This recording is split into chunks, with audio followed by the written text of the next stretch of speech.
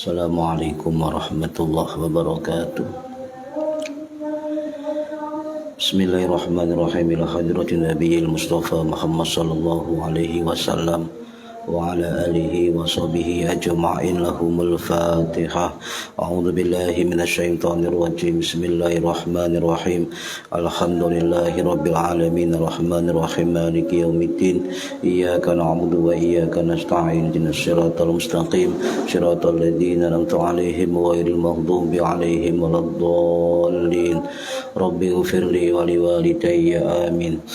Hadiyatan minna ila arwahi masyayikhina wa li muallimina wa li murabbi ruhina wa liman ajazana wa li mursyidina wa li ulama'ina wa li muassis wal masyayikh nahdlatul ulama ajma'in wa li awliyati sa'ati wa li songo ajma'in, khususan ila ruhi sultanil awliya Syekh Al-Qadir Al-Jilani radhiyallahu anhu, wa khususan ila ruhi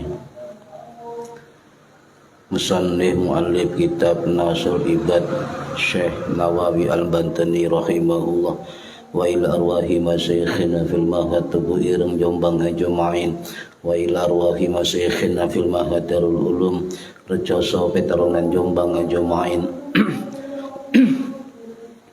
wa jami'i usulihim wa furu'ihim wa azwajihim wa dhurriyyatihim wa ahli silsilatihim wa muridihim wa muhibbihim wa jam'iyyatihim wal akhidina minhum radhiyallahu anhum. Lahumul Fatihah. A'udzu billahi minasyaitonir rajim. Bismillahirrahmanirrahim. Alhamdulillahi rabbil alamin arrahmanir rahim maliki yaumiddin. Iyyaka na'budu wa iyyaka nasta'in. Ihdinas siratal mustaqim. Siratal ladzina an'amta 'alaihim ghairil maghdubi 'alaihim waladdallin. Rabbi ighfirli wa liwalidayya amin. Summa ila arwahi abaina wa ummahatina wa jaddatina wa jaddatina wa ila arwahi man fataha hadhil qaryah wa man aqamaha wa li jami'il muslimina wal muslimat wal mu'minina wal mu'minat al ahya'i minhum wal anwat, khususan ila arwahi ahli kubur man hadara fi hadzal majlis ghafarahumullah wa rahmatullahi alaihim lana wa lahumul Fatihah. A'udzu billahi minasyaitonir rajim. Bismillahirrahmanirrahim. Alhamdulillahi rabbil alamin arrahmanir rahim maliki yaumiddin. Iyyaka na'budu wa iyyaka nasta'in. Ihdinas siratal mustaqim. Siratal ladzina an'amta 'alaihim ghairil maghdubi 'alaihim waladdallin. Rabbi ighfirli wa liwalidayya amin. Bi barakati majelis ilmi, bi barakati bulan Ramadan, mugi-mugi kita lan keluarga kita sedaya diparingi sehat wal afiat lahir batin, kathah lan barokah rezekine selamat dunya akhirat lan boten wonten alangan kanggo menapa-menapa biidznillah wa ridallah syai'un lillahi lana wa lahumul Fatihah. A'udzu billahi minasyaitonir rajim. Bismillahirrahmanirrahim. Alhamdulillahi rabbil alamin arrahmanir rahim maliki yaumiddin. Iyyaka na'budu wa iyyaka nasta'in. Ihdinas siratal mustaqim. Siratal ladzina an'amta 'alaihim ghairil maghdubi 'alaihim waladdallin. Rabbi ighfirli wa liwalidayya amin. A'udzu billahi minasyaitonir rajim. Bismillahirrahmanirrahim. Alhamdulillahi rabbil alamin. Allahumma salli wa sallim wa barik ala sayyidina Muhammadin wa ala alihi wa sahbihi ajma'in. Wa la hawla wa la quwwata illa billahil aliyyil azim. Amma ba'du. Ingkang kula hormati para bapak ibu sekalian, jamaah pengajian kitab Nasul Ibad, mugi-mugi khususipun kang hadir fi hadzal majlis dan umumnya yang mendengarkan melalui online, mudah-mudahan mendapatkan barokah, manfaat, maslahah wa ni'matah wa salamah wa sa'adah wa syafa'ah fid dini wad dunya wal akhirah. Amin ya rabbal alamin. Monggo niat ngaji oleh ilmu lillahi ta'ala. Para hadirin ingkang minulya, alhamdulillah niki ngaji perdana di awal Ramadan. Insyaallah setiap tahun kita akan ngaji online. Bagi yang hadir monggo, yang mendengarkan melalui online nggih monggo. Setiap tahun Ramadan untuk ngaji keliling kita liburkan, tapi untuk Kamis malam Jumat rutinan zikir Hasyim Asy'ari dan juga ngaji kitab Lubatul Hadis kita pertahankan. Yang lainnya libur tapi kita ganti dengan ngaji setiap ba'da subuh nggih. Bulan Ramadan kitab Nashihul Ibad hari Sabtu dan Minggu ba'da subuh. Kemudian kita Bidayatul Hidayah Imam Ghazali itu hari Senin dan Rabu. Mudah-mudahan ngaji niki saged bermanfaat fid dini wa dunya wal akhirah. Amin ya rabbal alamin. Para hadirin ingkang minulya, melanjutkan tahun lalu Ramadan ya, halaman 5. Bismillahirrahmanirrahim.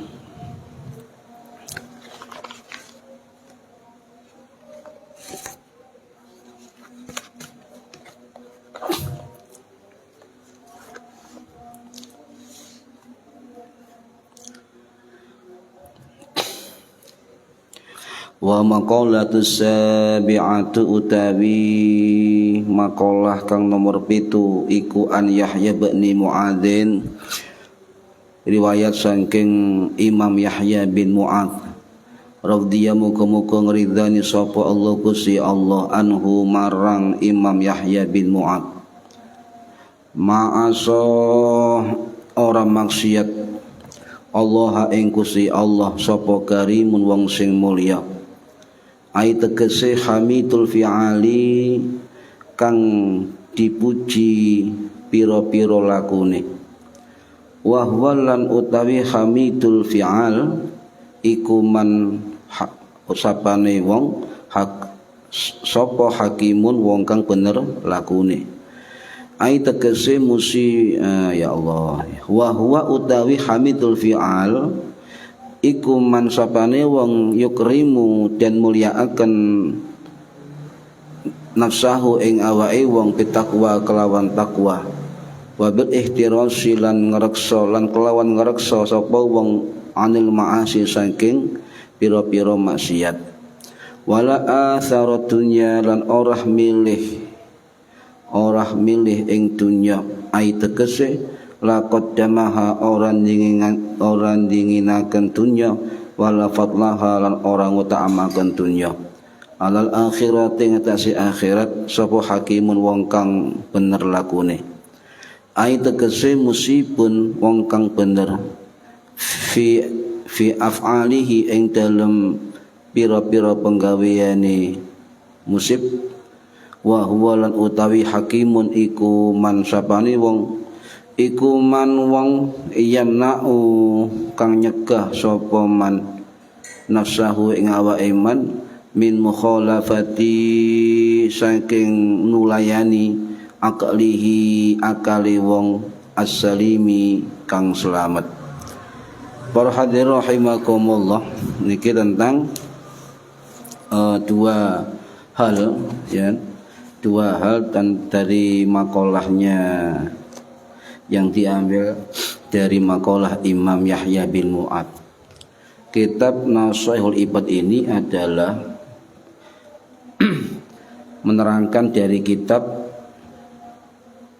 Al-Munabbihat alal Isti'dadi Liyaumil Ma'ad karangannya Imam Ibnu Hajar Al-Asqalani rahimahullah sing wafat tahun 1439 Masehi, dikarang oleh Syekh Nawawi Al-Bantani rahimahullah sing wafat tahun 1897 Masehi.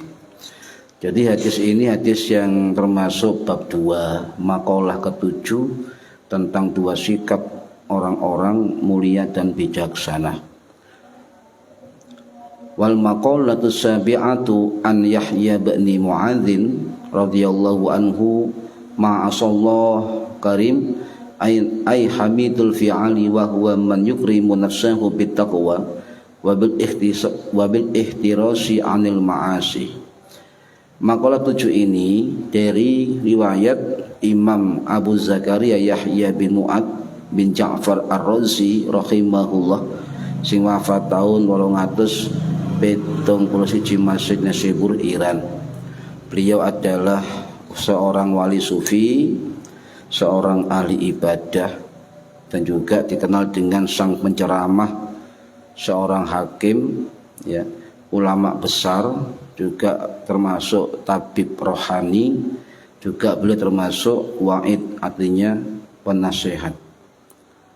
Salah satu murid beliau, ya, muridnya Imam Yahya bin Mu'ad ini yang bernama Imam Yusuf Al-Husain Ar-Razi rahimahullah, sing wafat tahun 916 Masehi di Iran niku mengatakan, memberi kesaksian bahwasannya aku telah mengunjungi 20 kota menemui para wali, para ulama, para syekh, para alim dan ahli hikmah.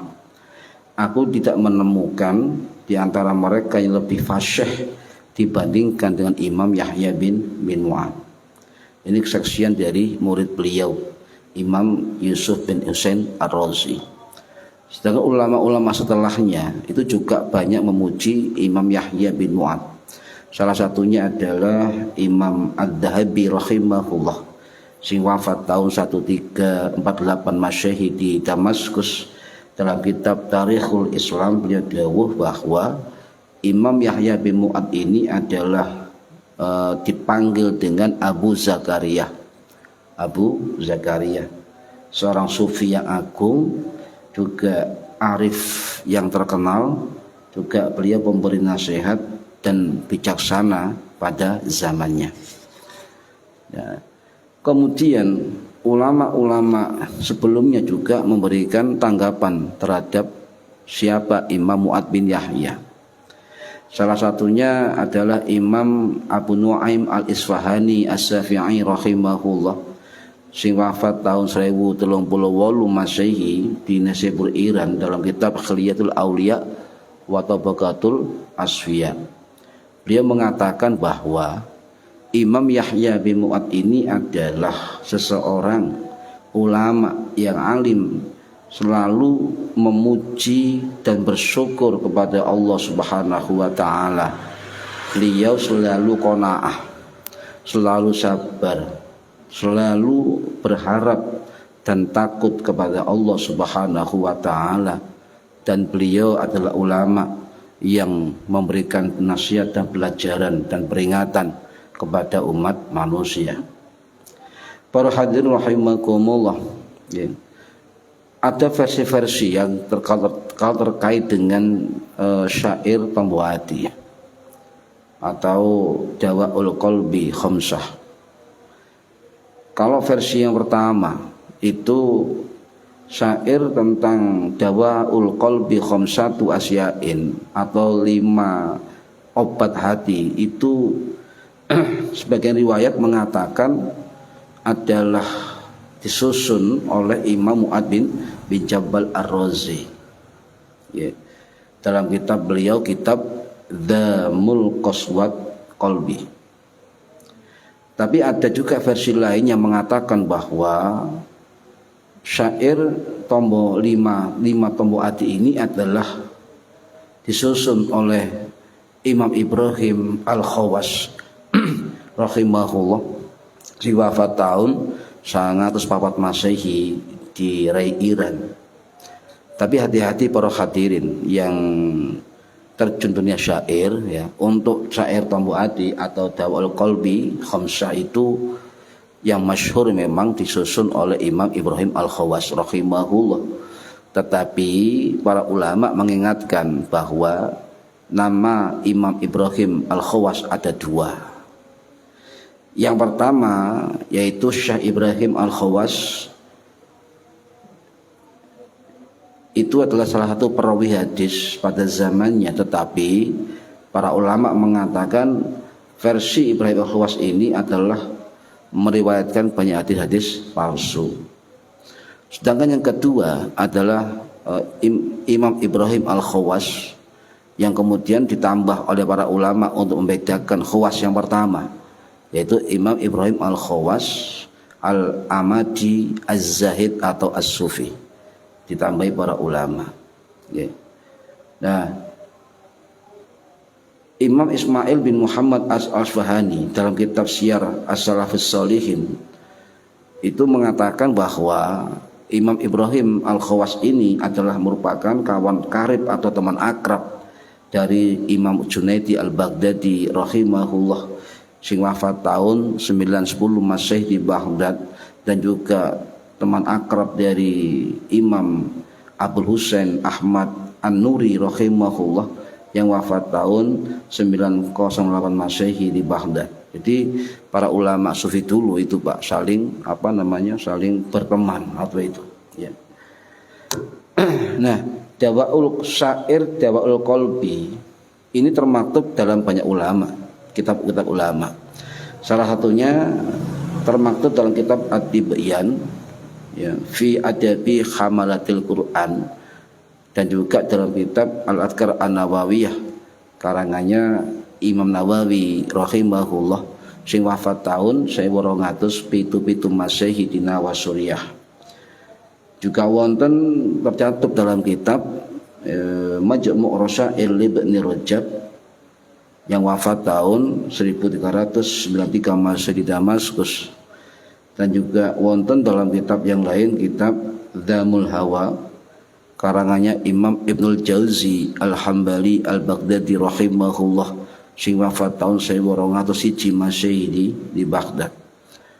Jadi ada dua versi, yaitu versi yang pertama penyusun syair Tombo Adi itu adalah Imam Ibrahim Al-Khawas As-Sufi rahimahullah sing wafat tahun 904 Masehi. Sedangkan versi yang lain disusun oleh Imam Yahya bin Mu'ad Ar-Razi rahimahullah sing wafat tahun 871 Masehi. Ya. Nah, juga kemungkinan besar para hadirin syair itu berasal juga dari Imam Yahya bin Mu'ad Ar-Razi. Sebab nopo?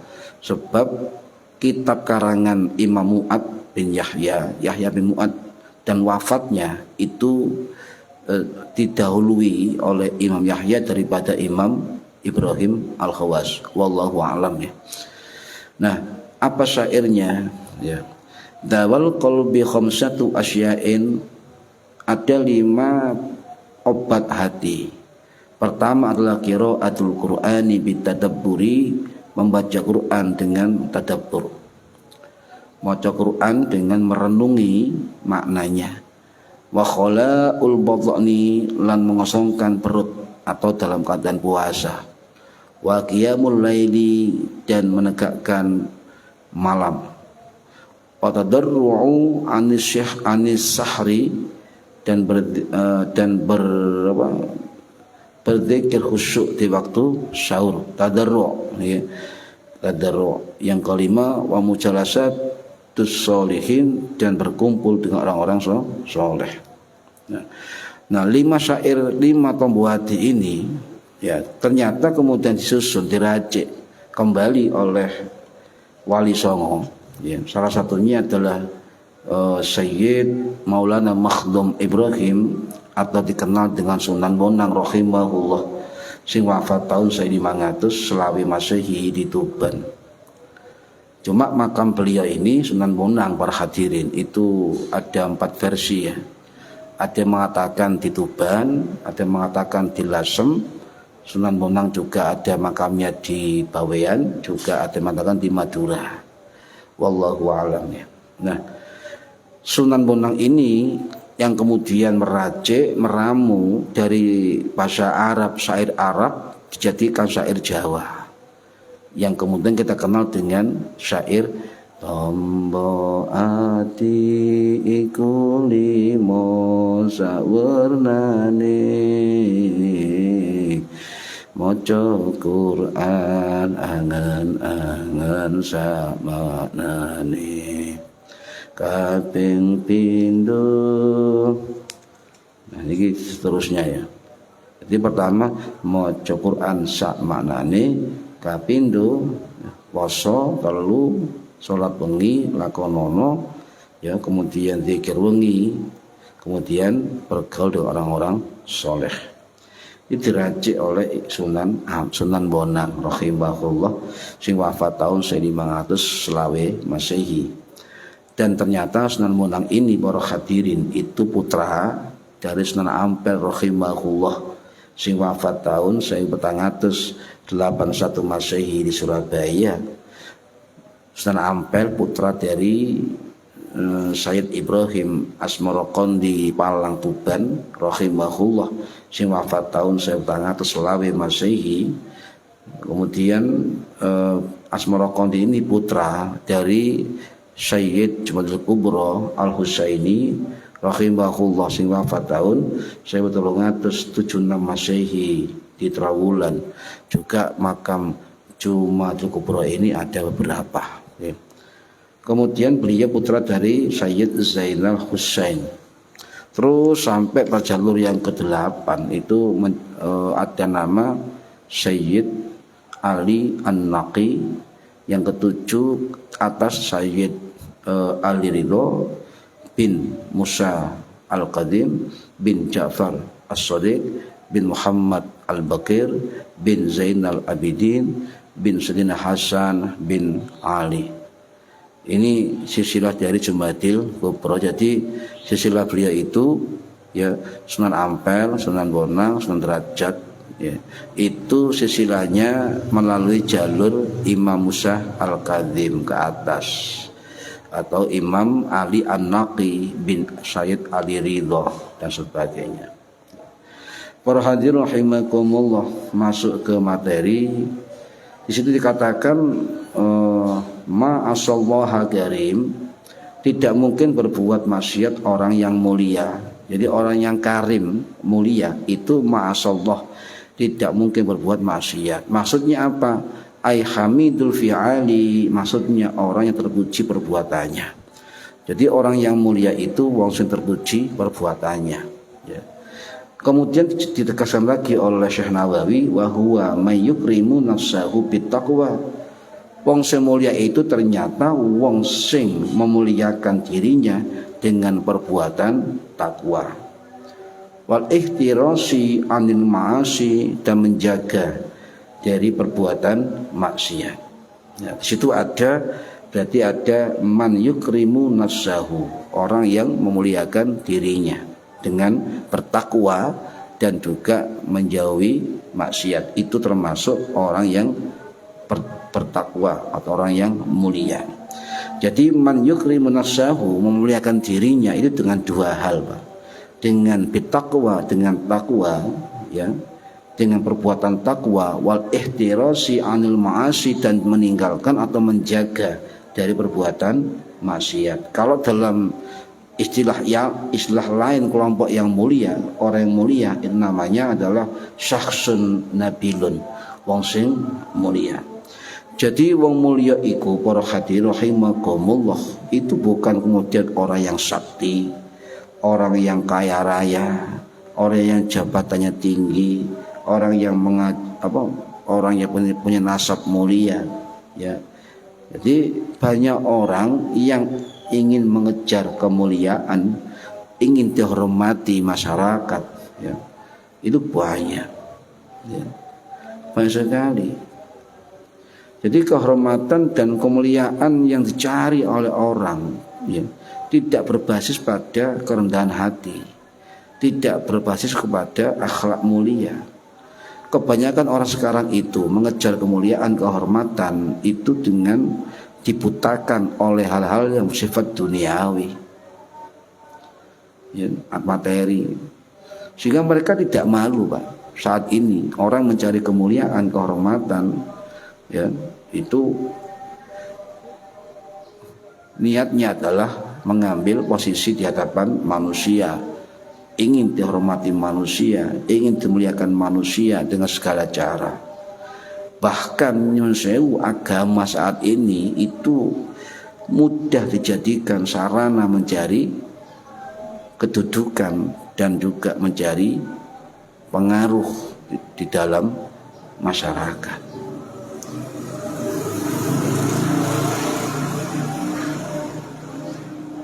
Kalau misalnya ada orang mengejar kemuliaan, kehormatan dengan cara menjadikan agama sebagai sarana kehormatan dirinya, bersifat duniawi, maka akan mengancam keselamatan jiwa dan raganya. Itu otomatis nanti. Ya. Jadi buat apa kita beribadah? Ya. Buat apa kita mengejar apapun seolah-olah kita mulia di hadapan manusia, tetapi ternyata kita bukan siapa-siapa di hadapan Allah Subhanahu wa ta'ala. Sehingga kembali kepada kesadaran diri. Sarana apapun yang kita miliki para hadirin, ya, itu untuk mencari ridha Allah Subhanahu wa ta'ala. Dan sarana ini kita tasarrufkan kepada kemanfaatan yang berbasis keikhlasan. Ada beberapa hadis Rasul yang bisa jadikan kompas kehidupan kita para hadirin rahimakumullah. Ada sifat-sifat yang orang itu kalau melakukan akan dilindungi oleh Allah Subhanahu wa ta'ala, akan diberi rahmat oleh Allah Subhanahu wa ta'ala, dan juga bisa menjadi sarana untuk masuk surga. Ada hadis, ya, ini riwayat sahabat Ibnu Abbas radhiyallahu anhu sing wafat tahun 687 Masehi di Taif. Riwayat saking Imam Ibnu Hibban Al-Busti rahimahullah sing wafat tahun 965 Masehi di Afghanistan. Juga riwayat Imam Al-Hakim rahimahullah sing wafat tahun 1012 Masehi di Naisabur Iran. Ya, jadi kalau kita lakukan 3 hal ini menurut para ulama itu termasuk min akhlaqin Nabi, termasuk akhlaknya kanjeng Nabi. 3 sikap ini, ya, adalah bagian dari refleksi ketakwaan kita, bagian dari tanda bukti kekuatan jiwa kita. Apa hadisnya? Hadisnya panjang, cuma saya ambil isinya saja. Ya. Apabila diberi, ia berterima kasih. Apabila berkuasa, mampu memaafkan. Apabila marah, mampu menahan amarah. Ini pesan kanjeng Nabi Muhammad SAW dalam hadis beliau. Ya. Contohlah sekarang ini para hadirin, ya, itu tidak jarang sekarang ini orang yang banyak mengutamakan egonya, gengsinya, sombongnya, ya. Sehingga ada 3 kata yang sulit diucapkan bagi orang yang sombong, Bang. Apa 3 kata itu? Adalah mengucapkan terima kasih, memohon maaf, dan ketiga adalah minta tolong. Jadi mohon maaf, terima kasih, minta tolong ini adalah 3 kata ajaib yang sulit dilakukan bagi orang-orang yang tidak memiliki akhlak. Ketiga ini adalah pondasi komunikasi santun, membangun hubungan sosial dengan sesama yang harmonis. Dan 3 kata ini, kata sebagian ulama mengatakan, menunjukkan bahwa rasa hormat, tanggung jawab, dan penghargaan untuk orang lain. Dan 3 kata ini juga bisa dibuat sarana belajar untuk apa? Memperkuat atau membangun karakter yang baik. Bisa untuk menahan atau menurunkan egonya, membangkitkan simpati dan empati sosialnya, ya, menajamkan rasa menghargai, menambah energi positif yang berdampak luas, menjadikan pelakunya tawadhu dan rendah hati, dan juga karakter yang bersifat edukasi, juga pembelajaran kepada orang lain. Jadi kata mohon maaf, terima kasih, minta tolong itu 3 kata yang sering dipakai. Kalau misalnya, ya, artinya begini, terima kasih, mohon maaf, minta tolong, ya itu kita biasakan. Ibda' bin nafsik, mulai dari kita sendiri, kemudian juga memulai dari sesuatu yang kecil. Jika ada orang nggak mau, ya nggak biasa ya, mohon maaf, terima kasih atau minta tolong, itu berarti orang itu memiliki faktor gengsi atau faktor egois atau sombong, Mbak. Nggak mau mengucapkan terima kasih, mohon maaf dan minta tolong. Padahal terima kasih kepada manusia itu pernah disinggung oleh Kanjeng Nabi Muhammad SAW. Ada riwayat dari sahabat Abu Hurairah radhiyallahu an yang wafat tahun 678 Masehi di Baqi. Ini riwayat dari sahabat dari Imam Abu Dawud rahimahullah sing wafat tahun 889 Masehi di Basra, Irak. Juga riwayat dari Imam Tirmidzi rahimahullah yang wafat tahun 892 Masehi di Uzbekistan. Apa hadisnya? La yashkurullaha man la yashkurun nas. Tidak dikatakan bersyukur kepada Allah bagi orang yang tidak tahu terima kasih kepada manusia. Saulah Kanjeng Nabi dawuh, tidak dikatakan bersyukur kepada Allah bagi orang yang tidak mau berterima kasih kepada manusia. Jadi intinya kalau kita matur suwun, terima kasih kepada manusia lain karena sikapnya yang baik atau membantu kita, itu berarti kita itu bagian dari syukur kepada Allah Subhanahu wa taala. Terutama kita bersyukur, berterima kasih kepada kedua orang tua kita.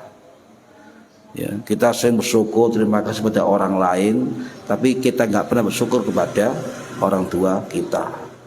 Padahal bersyukur kepada orang tua kita itu merupakan wasiatnya Allah Subhanahu wa taala, perintah Allah Subhanahu wa taala. Sampeyan tinggal di surat Luqman ayat 14 ya. Anishkurli wali walidaika ilayyal masir. Ya, apa artinya? Bersyukurlah kepadaku, kepada Allah, wali walidaika, dan kepada kedua orang tuamu. Ya. Ilayyal masyir, kepadakulah kalian kembali. Jadi bersyukur kepada manusia dengan mengucapkan terima kasih itu bagian dari syukur kepada Allah. Dan yang penting terutama adalah kita diwasiatkan oleh Allah Subhanahu wa taala untuk bersyukur kepada kedua orang tua kita, terima kasih kepada kedua orang kita. Para hadirin rahimakumullah, ya, kula baleni bahwa kemuliaan itu karena dua, ya, bit taqwa, sebab takwa. Yang kedua adalah bil ihtirasi anil ma'asi, menjaga diri dari maksiat. Jadi kembali lagi, konsep orang paling mulia itu kembali kita kepada dawuh Allah Subhanahu wa taala. Wong sing paling mulia itu adalah orang yang paling bertakwa. Ini ada ayat masyhur banyak orang hafal, Al-Hujurat ayat 13. Inna akramakum indallahi atqakum. Saat temani wong sing mulia di antara kamu sisi Allah adalah orang yang paling bertakwa. Ayat ini kemudian ditafsirkan oleh banyak ulama tafsir. Salah satunya oleh Imam At-Tabari rahimahullah sing wafat tahun 923 Masehi di Baghdad. Dalam kitab Jami'ul Bayan fi Ta'wilil Quran atau tafsir At-Tabari, beliau mengatakan bahwa wong sing paling takwa itu adalah menunaikan kewajiban dan menjauhi maksiat. Ini sama dengan yang diterangkan oleh Imam Ibnu Katsir rahimahullah sing wafat tahun 1373 Masehi Damaskus. Dalam kitab tafsir Ibnu Katsir beliau mengatakan bahwa kemuliaan itu adalah takwa, bukan dilihat dari keturunannya. Ini juga dijelaskan oleh Imam Al-Alusi ya, Imam Al-Alusi, Imam Abu Tsana Syihabuddin Al-Alusi Al-Baghdadi rahimahullah yang wafat tahun 1854 Masehi di Baghdad dalam kitab Ruhul Ma'ani fi Tafsiril Quran Nil Azim wa Sab'ul Mathani. Beliau mengatakan bahwa ayat tadi inna akramakum indallahi atqakum adalah ayat larangan berbangga dengan keturunan atau nasab. Jikapun ada orang yang berlomba dalam kebanggaan, maka beliau berpesan dalam kitab tafsirnya, berbanggalah dengan ketakwaan, dengan akhlakul karimah. Ya. Kemudian dalam kitab lain dikatakan, kitab tafsir Al-Bahrul Muhit karangannya Imam Abu Hayyan Al-Gharnati Al-Andalusi rahimahullah sing wafat tahun 1344 Masehi di Mesir. Beliau mengatakan dalam tafsirnya bahwa Allah Subhanahu wa taala itu menjadikan manusia saling mengenal, baik Arab atau non Arab, meski beda keturunan, ya. Jangan mengklaim berasal dari keturunan tertentu. Jangan bangga dengan mengaku atau mengacu kepada mulianya nasab bapaknya dan kakeknya, jangan. Ya, jadi kita mulia dengan diri kita sendiri. Ya. Juga ditegaskan oleh Imam Ali Asy-Syaukani rahimahullah sing wafat tahun 1834 Masehi di Son'a Yaman. Dalam kitab Tafsir Fathul Qadir beliau mengatakan, klaim orang yang bangga terhadap nasab itu bukan kemuliaan, kata beliau. Kalau ingin mulia, maka tunjukkan akhlakmu, tunjukkan ilmumu, dan tunjukkan adabmu. Ada juga pesan dari Imam Jalaluddin As-Suyuti rahimahullah si wafat tahun 1505 Masehi di Kairo Mesir. Dalam kitab Tafsir Jalalain, beliau mengatakan bahwa ya, janganlah diri kalian berbangga-bangga dengan nasab kalian, saling berbanggalah dengan takwa, ya, bukan dengan keturunan. Nah, ini para hadirin. Jadi standar kemuliaan manusia, ya, dengan standar kemuliaan dari Allah itu berbeda. Standar kemuliaan oleh manusia itu biasanya bersifat materi, jabatan dan sebagainya. Tetapi kemuliaan di sisi Allah itu berdasarkan ketakwaan. Jadi rajin ngelakoni ketakwaan, menjauhi maksiat, ya. Kemudian apalagi banyak, sehingga Allah jangan khawatir, kebaikan apapun kita, takwa pun kita dimanapun berada, walaupun tidak ada orang, Allah maha melihat. Jangan khawatir, Allah maha melihat, Allah maha membalas sesuai realita yang ada yang kita lakukan. Sebagaimana juga disabdakan oleh Kanjeng Nabi Muhammad SAW. Niki riwayat sahabat Abu Hurairah radhiyallahu anhu sing wafat tahun 78 Masehi di Baqi Madinah. Niki riwayat dari Imam Muslim rahimahullah sing wafat tahun 875 Masehi di Naisabur Iran. Napa hadise? Innallaha la yanzuru ila suwarikum wa amwalikum. Saat temani Allah tidak memandang rupamu dan juga hartamu, walakin yanzur ila qulubikum wa a'malikum, tapi Allah itu melihat kepada hatimu dan juga amalmu. Jadi yang digawe ukuran kemuliaan oleh Allah itu tidak melihat bentuknya, cantiknya atau tampannya, gantengnya, sugihnya dan sebagainya, tapi Allah melihat qulubikum wa a'malikum, Allah melihat hati dan juga amal-amal kita. Bahkan sahabat Nabi sing namanya Abu Dzar Al-Ghifari radhiyallahu anhu sing wafat tahun 652 Masehi di perbatasan Mekah itu menyatakan bahwa entah kamu orang berkulit putih, entah kamu orang berkulit merah atau hitam, beliau mengatakan illa antafdulahu bitaqwa, kecuali ya diunggulkan dengan takwanya.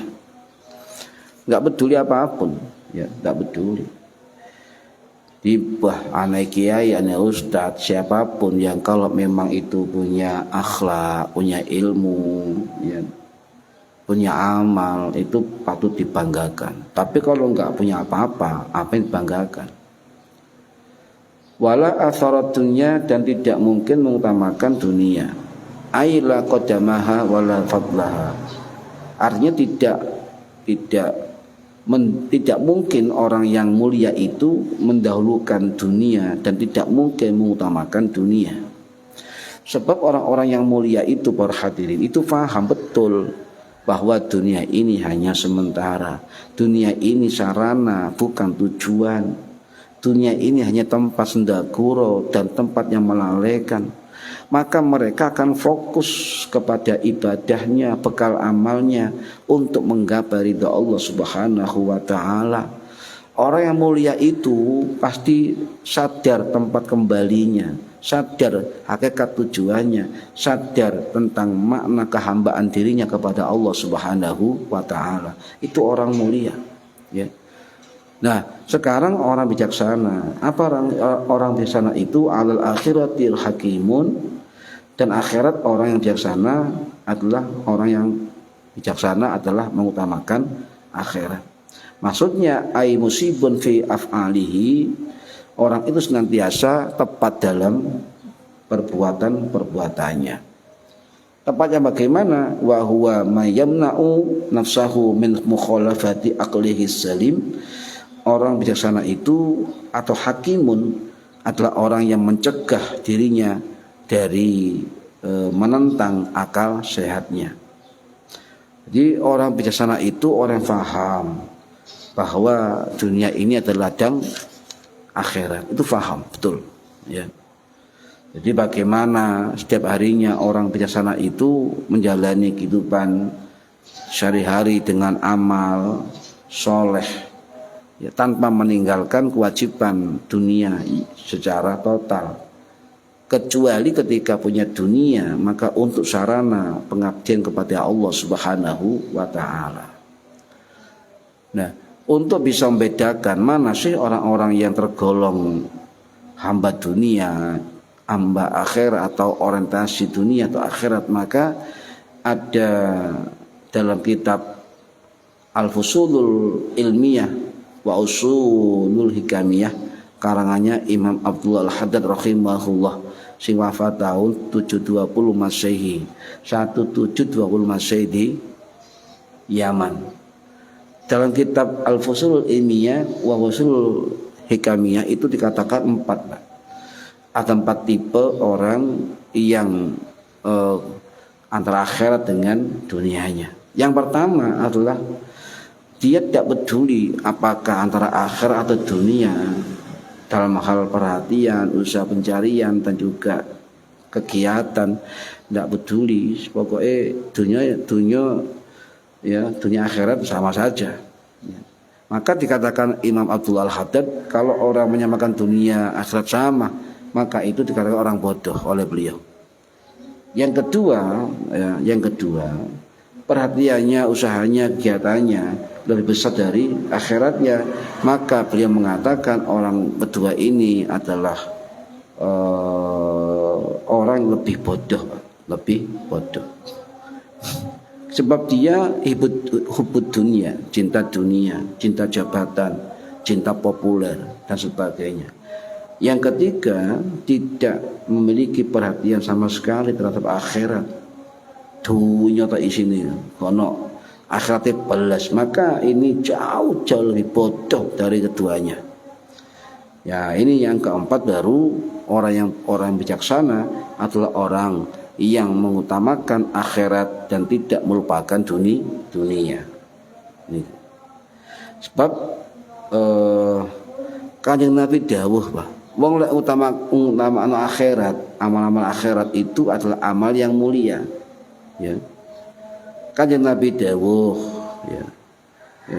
Walladzi yu'athirul akhirata 'ala dunya huwal mu'minul kayyisul hazimu. Orang yang mementingkan akhirat atas dunia, dia adalah seorang mukmin yang cerdas dan juga hazim, hazim apa? Bijaksana.